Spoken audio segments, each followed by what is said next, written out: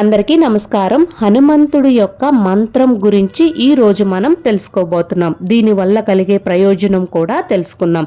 ఈ మంత్రం జపించడం వల్ల మనకు ఉన్న సమస్యలు, అడ్డంకులు అన్నీ పోతాయి. చాలా శుభం కలుగుతుంది.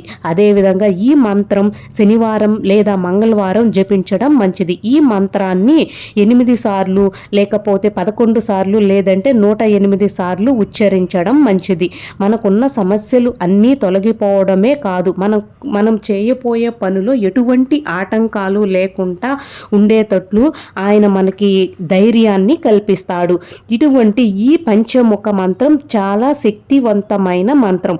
ఈ మంత్రం ఉచ్చరించడం వల్ల కలిగే ప్రయోజనాలు అన్నీ కూడా మనం తెలుసుకున్నాం. అదేవిధంగా ఈ మంత్రం ఉచ్చరించేటప్పుడు, మంత్రం అంటే మననం, మంత్రాన్ని ఎప్పుడైనా సరే బయటకి పలకకూడదు, మనస్సుతోనే పలకాలి అంట. అందుకే పూర్వం మునులు, మహర్షులు వాళ్ళు కూడా మంత్రాన్ని లోపలే స్మరించేవాళ్ళు. కాబట్టే వాళ్ళ యొక్క శక్తి ఎన్నో రెట్లు కూడా పెరిగేదంట. అదేవిధంగా వాళ్ళ యొక్క మాట కూడా మంత్రతుల్యంగా ఉంటుంది.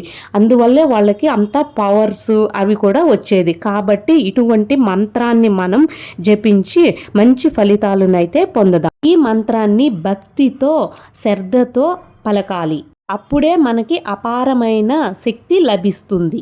ఎటువంటి సమస్యనైనా ఎదుర్కొనే శక్తిని మనకు హనుమాన్ కల్పిస్తాడు. దీనికోసం మనం ఎటువంటి గుడికి ఎక్కడికి వెళ్ళవలసిన అవసరం లేదు. మనసు పెట్టి శ్రద్ధ, భక్తి ఉంటే చాలు. శ్రీరామ అని తలుచుకొని తమలపాకులు సమర్పించినా కూడా ఆయనకు ఎంతో ప్రీతికరం. ఈ విధంగా ధ్యానించడం వల్ల ఆయన యొక్క అనుగ్రహం శీఘ్రంగా మనకి అనుగ్రహిస్తాడు.